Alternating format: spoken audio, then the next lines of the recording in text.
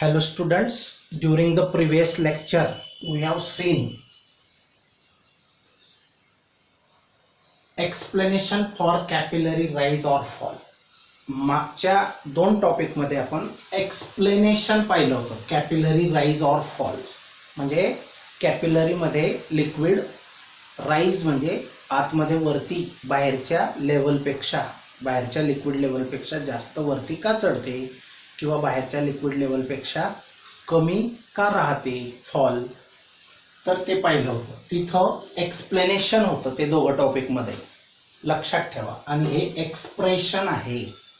इथं पण दोन सब टॉपिक आहेत आणि म्हणून इथं फसण्याची शक्यता आहे. बघा, एक्सप्रेशन असेल तर असं फॉर्म्युला बनतो. एक्सप्रेशन हा एक्सप्लेनेशन असेल तर तिथं फॉर्म्युला नाही आहे, फक्त एक्सप्लेनेशन आहे, फिगर आणि एक्सप्लेनेशन. तर आता आपण एक्सप्रेशन बघणार आहे. कोणतं बघा, obtain an expression for the rise and fall.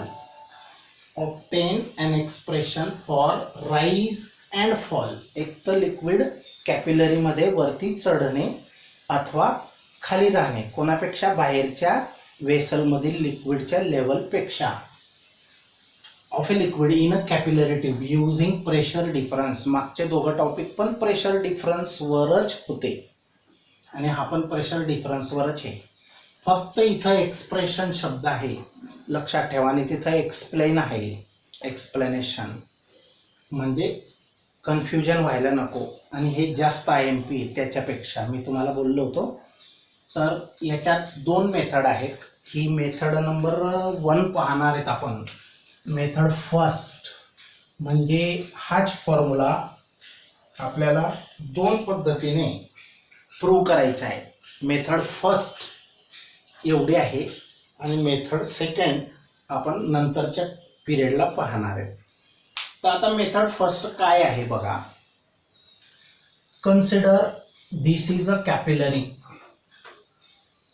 म्हणजे आउटसाइड व्हेसल आहे, परंतु आपल्याला फक्त त्या मेनिस्कस वर काय ॲक्शन होते, प्रेशर डिफरन्स, तेच आपल्याला कन्सिडर करायचे. ॲक्च्युली ही फिगर ही अशी आहे. ही बिग व्हेसलमध्ये, तर या बिग व्हेसलमध्ये आपल्याला ही कॅपिलरी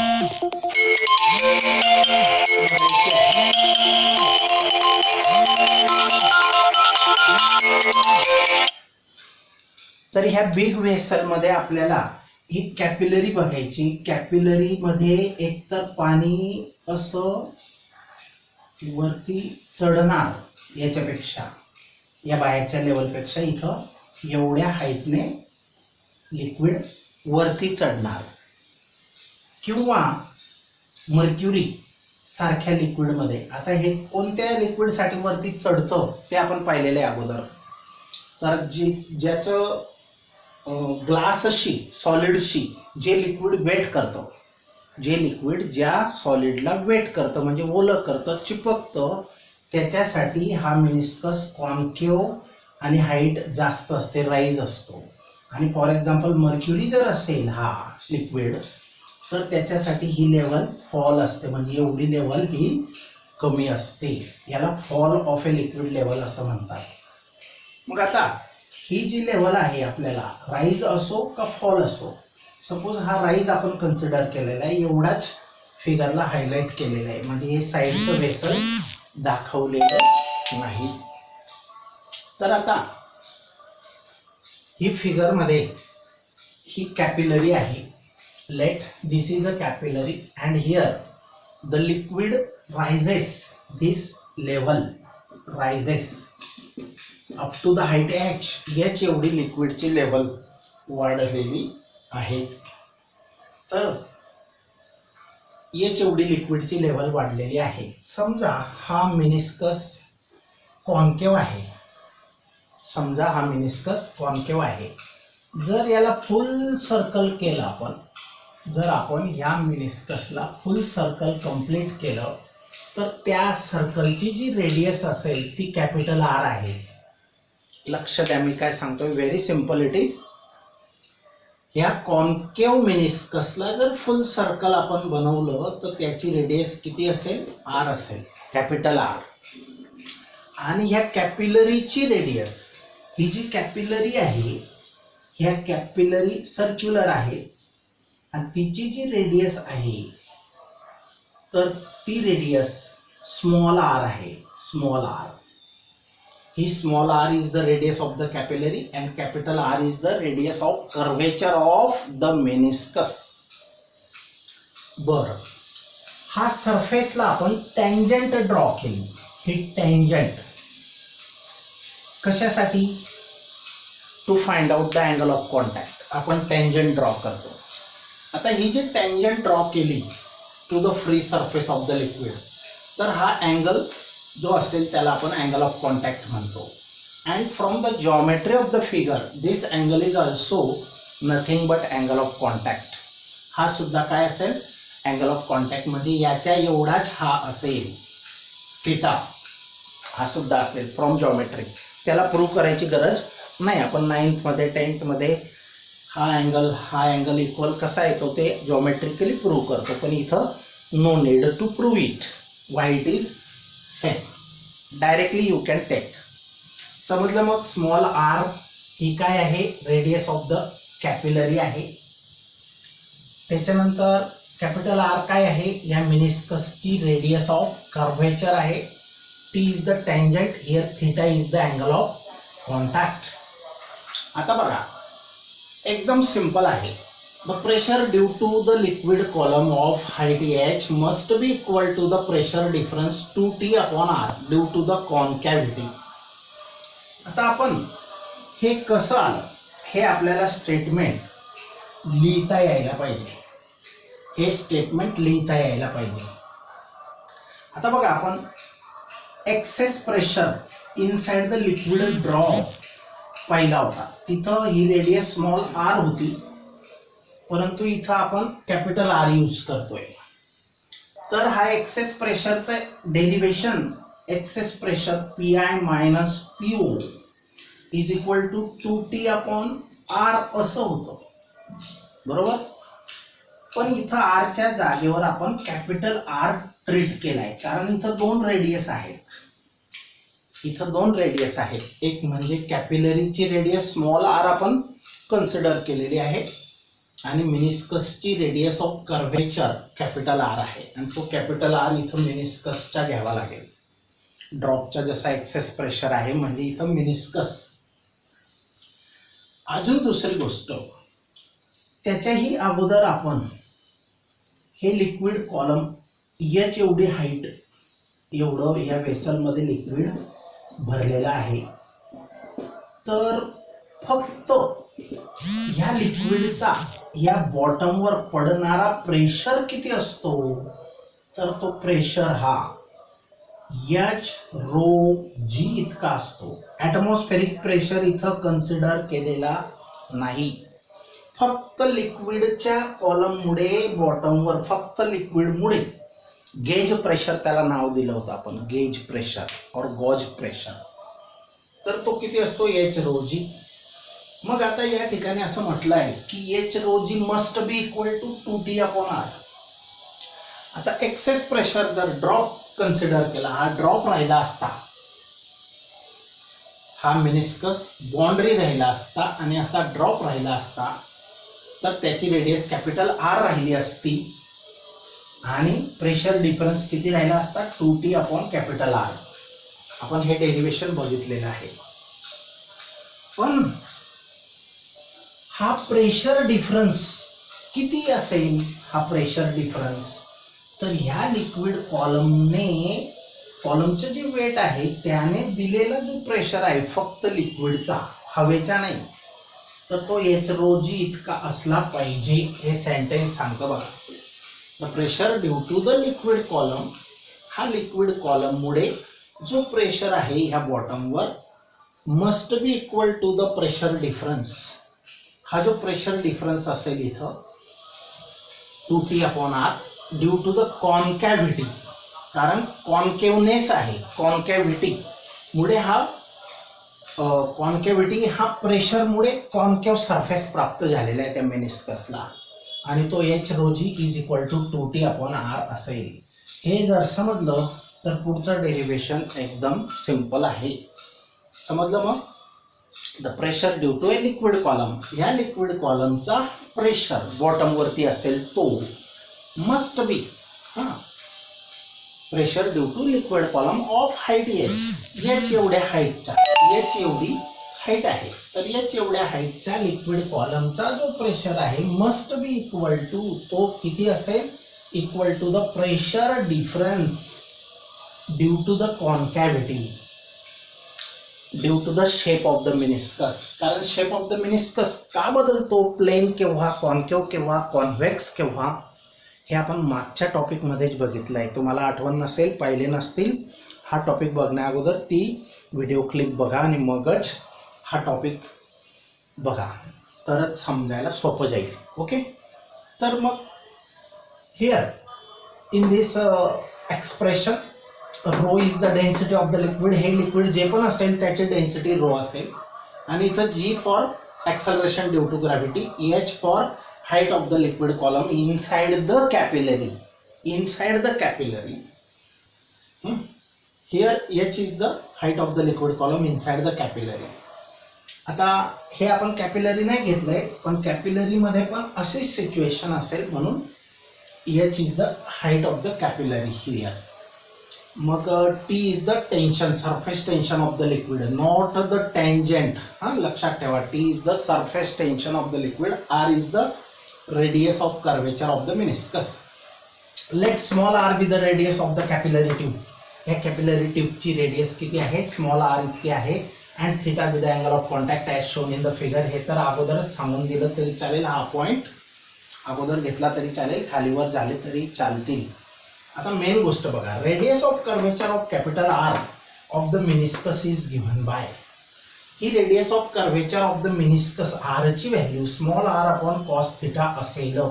आता हे कुठून आणलं, तर बघा हा ट्रायंगल आहे, लक्ष द्या, बुक मध्ये एवढं एक्सप्लेनेशन नाही, हे डायरेक्ट टू डायरेक्ट दिलेलं आहे, आणि हे त्यांनी असं समजलंय की ही कॉमन सेन्सची गोष्ट आहे, स्टुडंटला ऑटोमॅटिक समजेल बॅक नॉलेज वरून, असं समजण्यात आलेलं आहे. परंतु मी असं समजतो की तुम्ही विसरून गेलेले आहेत, परत रिमाइंड करून देतो. तर हा ट्रायंगल कन्सिडर करा, हा अँगल थिटा आहे, ही radius of curvature of meniscus आहे, ही रेडियस ऑफ कॅपिलरी आहे, हा ट्रायंगल दिसतोय. आता ह्या थिटाच्या कॉस रेशो लिहा. तुम्ही कसं लिहितात, जवळची बाजू, लगतची बाजू अपॉन हायपोटेनियस, कर्ण, लगतची बाजू अपॉन कर्ण. लगतची कोणती आहे, या थिटाची लगतची, हा कर्ण आहे, कारण इथं राईट अँगल आहे, हा राईट अँगल ट्रायंगल आहे, हा कर्ण झाला, हायपोटेनियस झाला, आणि ही लगतची म्हणजे ॲडजेसंट बाजू झाली, ॲडजेसंट साइड अपॉन हायपोटेनियस. मग cos theta is equal to adjacent side, या थिटाच्या कॉस रेशो कसा लिहिणार, कॉस गुणोत्तर, तर cos theta is equal to adjacent side upon hypotenuse असं लिहिणार. मग या आरला इकडे शिफ्ट करा, कॉस थिटा तिकडे पाठवा, तर capital R is equal to small R upon cos theta. हे कसं आलं समजलं. मग तर रेडियस ऑफ कर्वेचर आर ची व्हॅल्यू अशी दिली जाईल, डायरेक्ट लिहू शकतात तुम्ही. आता सेम टू सेमच लँग्वेज पाहिजे असं काही बंधन नसतं, पण तुम्ही जे आन्सर सांगतायत जणू काही ते समजलं पाहिजे एक्झामिनरला. The radius of curvature R of the meniscus is given by capital R is equal to small R upon cos theta. Put this value in the equation first, here R. आता R हा डिनॉमिनेटरला आहे, मग R ratio कसा put up करणार तुम्ही, हा R खाली आणि कॉस थिटा वरती मल्टिप्लाय होईल, हा बघा. मग ह्या इक्वेशन फर्स्ट मध्ये ह्या कॅपिटल आर ची व्हॅल्यू डायरेक्ट पुटअप केली बघा, h rho g is equal to 2t as it is, आणि कॅपिटल आर ची व्हॅल्यू फक्त small R upon cos theta. Upon cos theta कुठं वरती जाईल ना, मग 2t ला तो मल्टिप्लाय होतो कॉस थिटा. ह्याच्यामध्ये कॅन्सल होण्यासारखं काहीच नाहीये, हा फक्त रोजी या आर ला मल्टिप्लाय करा, इकडे शिफ्ट करा, तर h is equal to 2t cos theta जसाच्या तसा, आणि आर ला मल्टिप्लाय होईल रोजी, तर 2t h is equal to therefore h is equal to 2t cos theta upon r rho g. किंवा या t ची व्हॅल्यू पाहिजे असेल सरफेस टेन्शन साठी, हा फॉर्म्युला वापरला जातो, हाच फॉर्म्युला हा बुकमध्ये हा दिलेला नाही अजून, याच्याचाच फॉर्म्युला आहे, पण हा प्रॅक्टिकलला वापरावा लागतोय आपल्याला. पहिलं दुसरंच प्रॅक्टिकल हे आपलं सरफेस टेन्शनचं आहे, तेव्हा हा फॉर्म्युला वापरावा लागणार. कोणता? T is equal to HR rho g upon 2 cos of theta. T तिकडे शिफ्ट झालेला आहे, समजलं. मग H is equal to this, तर टी ची व्हॅल्यू याच्यावरून कशी तयार करणार? टी ची व्हॅल्यू हा 2 cos theta R rho g त्याला मल्टिप्लाय होईल, H ला R रो जी मल्टिप्लाय होईल. T is equal to HR rho g upon 2 cos theta divide होईल. मग अशा प्रकारे T is equal to HR rho g upon 2 cos theta, आणि याची व्हॅल्यू याच्यावरून मिळते. बघा किती सिंपल आहे, फक्त हा लिहायचा, हे लिहायचं, ही व्हॅल्यू त्याच्यात टाकली म्हणजे डायरेक्ट आन्सर तुम्हाला एक्सप्रेशन मिळणार आहे. Very simple and it is very very important for 3 marks also. आता याचं डिस्कशन बघूया आपण. This is the required expression, this is the required expression. मी हे आत्ताच का बरं लिहिलेलं आहे? हे याच्यामध्ये एक रिक्वायर्ड नाही, परंतु याच्यापासूनच हे तयार केलेलं आहे. आतापासून आठवण करून देतोय म्हणजे पुढे अजून सोपं होईल तुम्हाला. तर बघा, this is the required expression for capillary rise or fall for a liquid. Rise or fall साठी हे एक्सप्रेशन आहे रिक्वायर्ड. झालं काम. अजून पुढची गोष्ट, concept, knowledge, enrich your knowledge. Narrower the tube, जितके ट्यूब नॅरो म्हणजे बारीक असेल, रेडियस कमी असेल. नॅरो म्हणजे काय? आता बघा, एकच लिक्विड एकाच व्हेसलमध्ये पण 2 कॅपिलरी ट्यूब घेतल्या. आता या दोघांमध्ये फरक काय आहे? या दोघांमध्ये फरक असा आहे की याची रेडियस या कॅपिलरीची मोठी आहे आणि या दुसऱ्या कॅपिलरीची लहान आहे रेडियस. तर हे लिक्विड या कॅपिलरीमध्ये ज्याची रेडियस मोठी आहे त्याच्यामध्ये कमी चढतं, आणि ज्याची रेडियस कमी आहे त्याच्यामध्ये ही हाईट जास्त असते. म्हणजे बारीक, narrower the capillary more will be the height. Simple आहे का? बरोबर. हे कुठून आलं बघा. हाच याच्यावरून आपण काय समजलो? H आणि R चं नातं कसं आहे? इनव्हर्स आहे. बघा, याच्यावरून आपण बरेच गेस करू शकतो की जे बुक मध्ये दिलेले नसतात, आणि त्यांनी असं आपल्याकडून अपेक्षा केलेली असते की you should understand, you can guess. तर H आणि R चं नातं असं आहे, R लहान तर H मोठा, R लहान तर H मोठा, R मोठा तर H लहान. समजलं? मग तर याच्यावर प्रॉब्लेम असू शकतो. R1 R2, R1 H1, R2 H2. मग तेव्हा तुम्ही ॲट अ टाइम दोघं फॉर्म्युले, याला 1 साठी एक लिहायचा, नंबर 1 इक्वेशन, 2 साठी दुसरा लिहायचा, आणि त्याला डिवाइड वगैरे करून तुम्हाला जे पाहिजे ते फाइंड आउट करू शकतात. लक्षात ठेवा, प्रॉब्लेमसाठी मनामध्ये थिंकिंग चालू पाहिजे की प्रॉब्लेमला हा कसा यूज करणार आपण. तर कोणाला इन्व्हर्सली आहे तो डेन्सिटीला पण आहे, रेडियसला तर आहेच. Radius of capillary, density of liquid आणि ॲक्सेलरेशन ड्यू टू ग्रॅव्हिटी. आता आपल्या अर्थवर आपण acceleration due to gravity 9.8 fix आहे, ती काही बदलता येत नाही. आणि कॉस थिटाला डायरेक्टली आहे आणि टेन्शनला डायरेक्टली आहे. ज्याचं सरफेस टेन्शन जास्त त्याची हाईट जास्त, ज्याचा थिटा मोठा. आता थिटा मोठा तर कॉस लहान येतो, कॉस लहान येतो. आता बघा, कॉस 0, थिटाची व्हॅल्यू 0 टाका, कॉस 0ची व्हॅल्यू किती आहे? 1, आणि थिटाची व्हॅल्यू 90 टाका, कॉस 90 किती असतो? 0. म्हणजे कॉसचा अँगल मोठा झाला तर त्याची व्हॅल्यू कमी येते.